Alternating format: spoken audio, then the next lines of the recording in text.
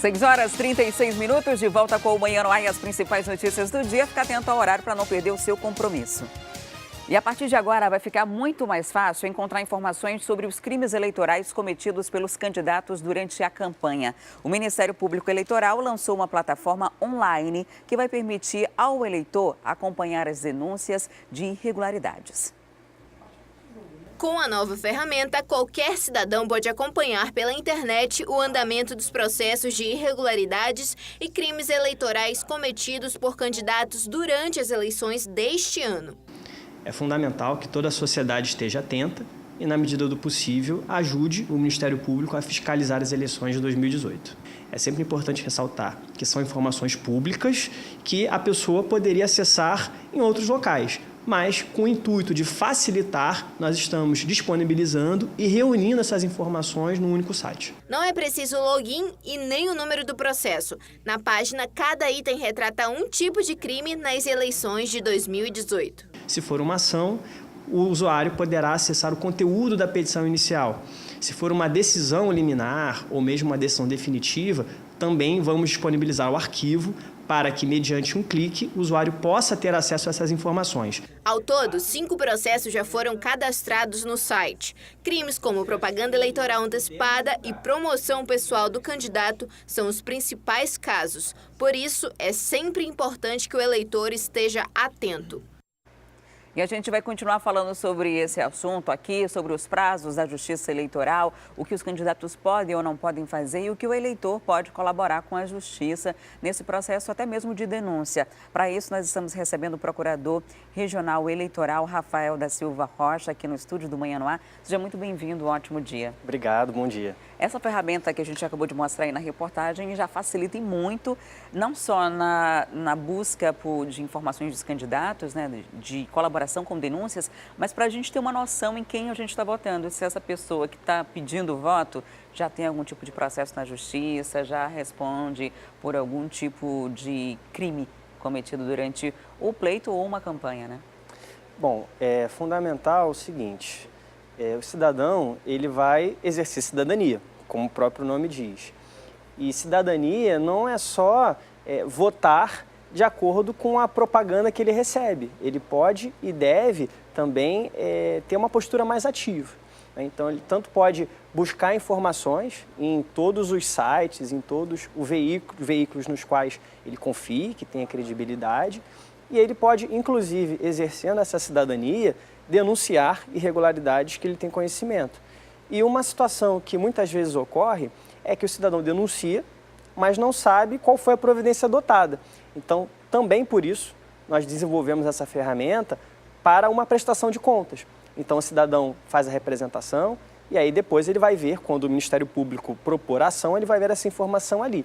E além de ter acesso ao conteúdo da petição inicial, ele também pode, por ali, acompanhar o andamento do processo, porque as principais movimentações serão cadastradas e ele vai saber exatamente em que pé está o processo na Justiça Eleitoral. É comum que o eleitor, mesmo que veja um crime eleitoral, às vezes seja omisso na denúncia por medo de algum tipo de represália. Essa identificação do eleitor que fizer a denúncia vai ser mantida em sigilo? Bom, isso também é muito importante. Quais são as formas de denunciar o Ministério Público Eleitoral? Ele pode tanto comparecer pessoalmente ao nosso serviço de atendimento, que fica na Efigênio Salles, número 1570, no edifício anexo da Procuradoria, como ele pode também denunciar através da internet. Se ele colocar no navegador cidadão.mpf.mp.br, ele vai ser imediatamente direcionado para o site do Ministério Público Federal, e aí lá, que é o site normal, para qualquer denúncia ao Ministério Público Federal. E ali ele vai poder inserir a informação, seja de uma questão eleitoral ou de qualquer outra, que seja atribuição do Ministério Público Federal. E em relação à questão do sigilo, em relação ao receio de sofrer represálias, existe ali a opção de se identificar, colocar ali os seus dados, mas ele pode marcar uma opção que é sigilo dos dados, ou seja, o Ministério Público sabe qual foi a fonte, sabe de onde veio a denúncia, mas durante a fase de investigação, os dados do denunciante permanecerão em sigilo. E com isso nós evitamos que indevidamente outras pessoas tenham acesso à identidade dessa pessoa, evitando assim que ela venha a sofrer represálias. É claro que também se admite denúncia anônima. Se a pessoa escrever num papel, imprimir e mandar outra pessoa entregar lá na Procuradoria, o protocolo vai receber. Não vamos nos negar a receber essa denúncia, essa representação. Mas uma denúncia anônima tem menos força. Então, nós não sabemos de onde veio aquela informação, qual foi a motivação daquele denunciante. Algumas medidas não podem ser adotadas pelo simples fato de ter partido de uma denúncia anônima. Então, isso enfraquece muito o nosso trabalho. Então, o ideal em relação àquele que tem medo de represália é isso, que ele possa se identificar e solicitar o sigilo dos seus dados. E para ter acesso a essa ferramenta, basta ir lá no site do Ministério Público Federal. Por lá você clica na aba Radar Eleições 2018 e vai ter acesso a essa parte das eleições, né? E pode fazer as denúncias específicas relacionadas a isso. Agora, procurador, a gente está num período em que se confirma as candidaturas, né? Agora o dia 15 tem que se confirmar e no dia seguinte já começa o período oficialmente de campanha eleitoral. E aí os candidatos têm restrições desde 2015 da mini-reforma eleitoral. Muita coisa mudou, a gente já teve uma experiência porque teve uma eleição suplementar já colocando em prática essa legislação nova. E tem alguma diferença em relação ao último pleito, que tem pouco mais de um ano? Cada vez mais nós observamos que a legislação ela busca ser mais restritiva na rua, né? Cada vez menos nós vamos ver propaganda eleitoral na rua e, ao mesmo tempo, cada vez mais ela se mostra mais flexível em relação à internet. Então, uma mudança que merece realmente esse destaque em relação às propagandas em bens particulares. Porque o que o eleitor gosta de um candidato, não pode receber por isso, a propaganda deve ser gratuita e espontânea. Ele gosta daquele candidato, quer que seja eleito, então além de votar, ele também quer fazer ali a propaganda para aquele candidato. Por exemplo, pintar um muro, você não pode receber por isso, tem que ser algo voluntário. Essa é a principal mudança, porque pintar um muro não pode mais.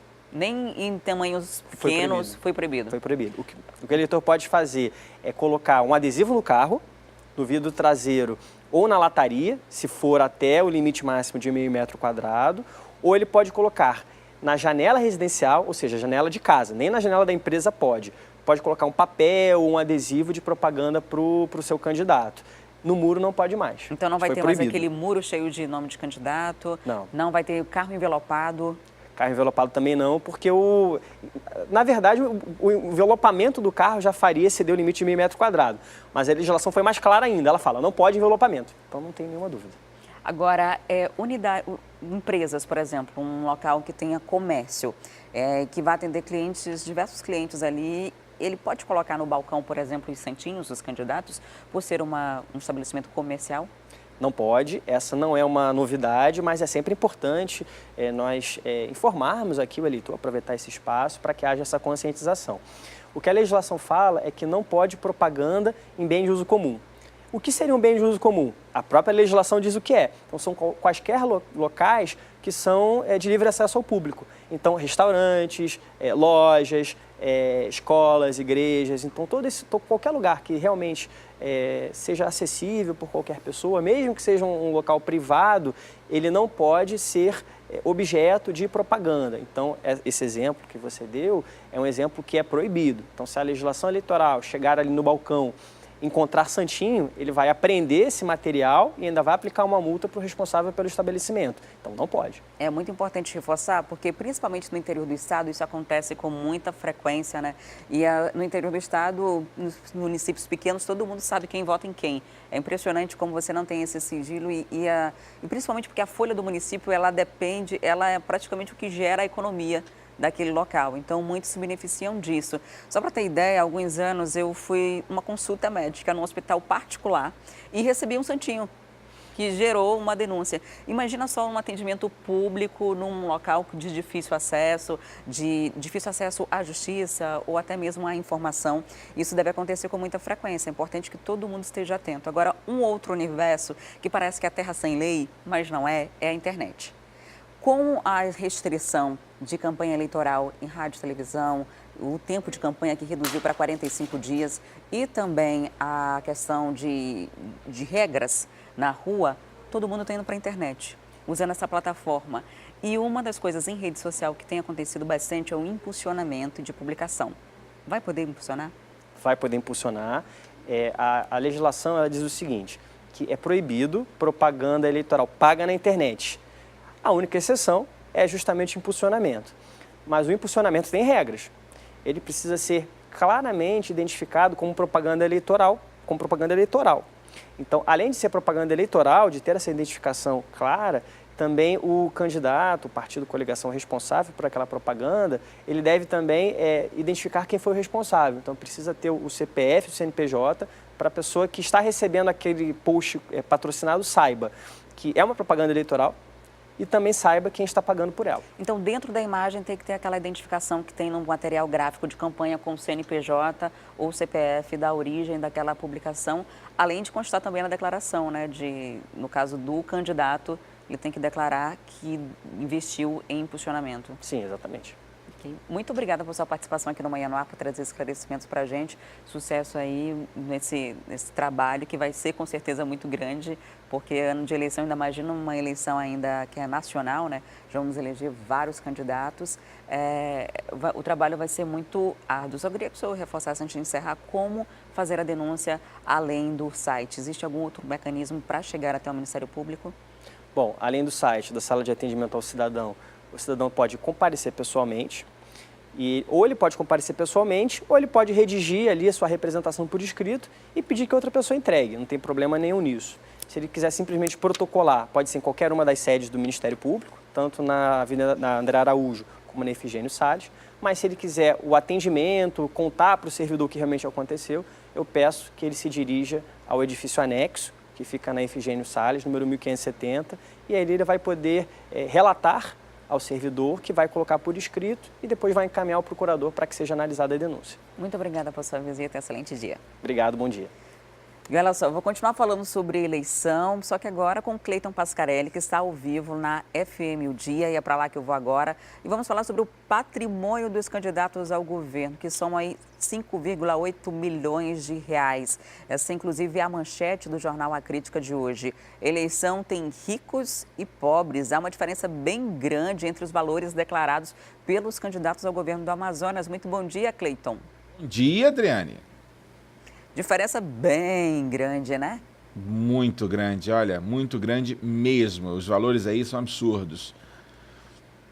A gente tem candidato que declarou mais de 3 milhões e candidato que declarou menos de 100 mil reais. Inclusive, a gente preparou aqui alguns gráficos para mostrar o que cada um desses candidatos declarou. E essa é a manchete do jornal A Crítica de hoje, inclusive, eleição de ricos e pobres. E fala aí o valor que cada um declarou ter de bem. Pode ser que uns tenham mais, menos, pode ser que muitos bens não estejam declarados. Isso, inclusive, é investigado, né, quando é feita essa prestação de contas.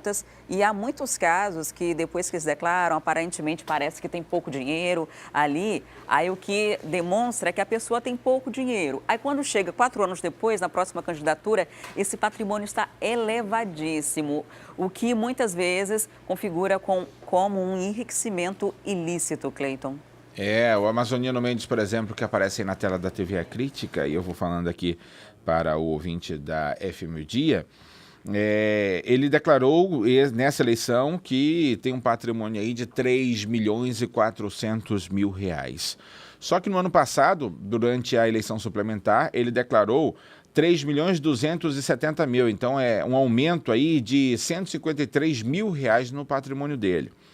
A vice, Rebeca Garcia, declarou 3 milhões e 400 mil reais, pouco mais de 400 mil a menos do que ela tinha declarado na última eleição para governador do Amazonas, que era de 3 milhões e 800 mil reais. Omar Aziz aparece em segundo lugar. Omar Aziz aí é o segundo mais rico nessa eleição, com 1 milhão e 500 mil reais declarados. Na última campanha para o Senado, ele declarou um patrimônio de 1 milhão e 600 mil. O vice dele, Arthur Bisneto, que é deputado federal, declarou um patrimônio que, diferente da última campanha, né, para deputado, agora ele declara um patrimônio 103 mil reais a mais do que ele tinha declarado.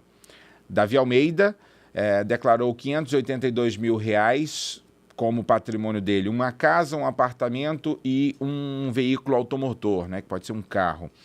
O vice, que é o Jorge Guimarães, declarou R$257 mil. Está aí aparecendo o Davi Almeida, né?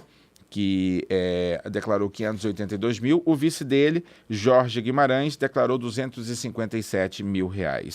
O Sidney Cabral, que é o candidato pelo PSTU, declarou R$163 mil de patrimônio. 150 de uma casa e 13 mil de um veículo que ele tem. O Berg, da UGT, disse que tem de patrimônio somente R$65 mil, que é um carro que ele tem, um veículo que ele tem. E o mais pobre, né, digamos assim, desses candidatos é o jornalista Wilson Lima, que só declarou R$55 mil de patrimônio. E ele diz que vem de participações societárias, depósito bancário e de uma poupança. É bom lembrar que essa declaração para a Justiça Eleitoral é diferente da declaração do imposto de renda. E a Justiça Eleitoral não casa essas informações. O candidato declara quanto ele quiser. E aí, por isso, a discrepância de umas prestações de contas de um ano, de uma candidatura para outra, né, Adriane? E há, por exemplo, casos de financiamento de imóvel que o candidato só declara após a quitação e outros já declaram quando adquirem o imóvel, mesmo que ainda estejam pagando. E aí há essa diferença aí muito grande em alguns casos. Há casos também de que você comprou durante o mandato, por exemplo, e aí quando declara no ano seguinte um patrimônio R$500 mil a mais, aí já chama a atenção justamente porque houve uma elevação muito grande. Me chamou a atenção redução, né? A Rebeca Garcia ficou mais pobre, foi isso na declaração? Exatamente, quase R$500 mil mais pobre. Uma diferença bem grande, né? Bem grande. É bom lembrar também que existem casos em que os candidatos esquecem de colocar algumas informações. Vamos lembrar aqui o caso do atual prefeito de Manaus, Arthur Virgílio Neto, que esqueceu de declarar, segundo ele, 2 apartamentos de luxo na Ponta Negra, avaliado em quase R$1 milhão cada um deles, na última campanha. E aí, quando foi denunciado pelo jornal A Crítica, ele disse, putz, esqueci de declarar. E aí foi lá e acrescentou. Não me diga. Cleiton, agora, além desses candidatos que apresentaram aí a declaração de bens, né, existe também uma série de outros que também tiveram que prestar essas informações à Justiça Eleitoral. Estou falando de quase 500 pessoas aqui no Amazonas que se candidataram nesse ano. Tem candidato de mais para cargo de menos. Exatamente. São 6 candidatos ao governo do Amazonas, 7 ao Senado, 90 candidatos para deputado federal e 407 para deputado estadual. Ao todo, aí, mais de 500 candidatos nas eleições deste ano, e as pessoas precisam se preocupar com o seguinte: desde já, começar a pensar em quem vai votar, porque esse ano você vai ter que ter um candidato para presidente da República, um candidato para o governo do estado, um candidato para deputado federal, um candidato para deputado estadual e você escolhe 2 candidatos para o Senado Federal. Então as pessoas precisam se preocupar com isso. São 6 números aí para anotar ou decorar, né, Adriane? Dá para levar colinha lá na hora, exato, né? O que tem que tomar cuidado para não fazer boca de urna, né, no momento. Agora, é o seguinte, me chama a atenção a disputa para cargo de deputado federal. São 8 vagas. A gente deveria ter mais pela quantidade de eleitores, mas para dar mais para o Amazonas, é preciso tirar de outros estados. Se a gente comparar, por exemplo, com o estado aqui do Norte, Pará. O estado vizinho tem 17 deputados federais. A gente tem apenas 8, a mesma quantidade que o Acre, que tem uma população bem menor que a do Amazonas.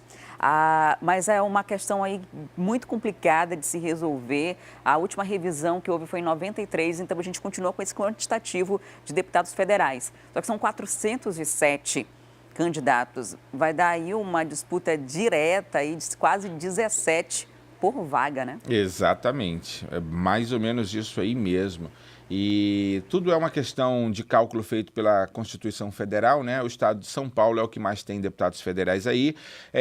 Há alguns anos já se debateu isso, de que o Amazonas tem direito a uma vaga a mais lá na Câmara Federal, mas o estado de São Paulo teria que perder e nesse rebuliço foi parar no Supremo Tribunal Federal e ainda não caminhou.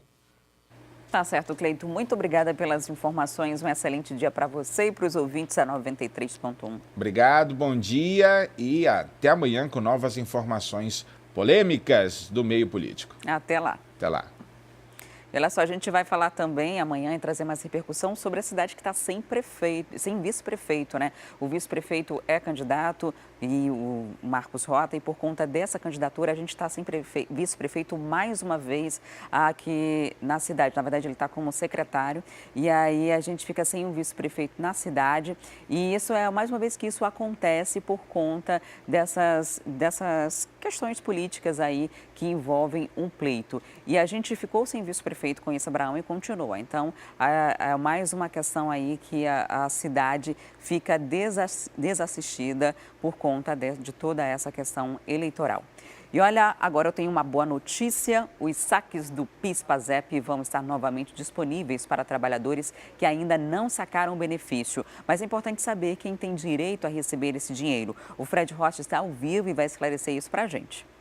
Oi, Fred. Vai ter muita gente na fila dos bancos, né? Mas, afinal, quem é que tem o direito de sacar o dinheiro do PIS/PASEP?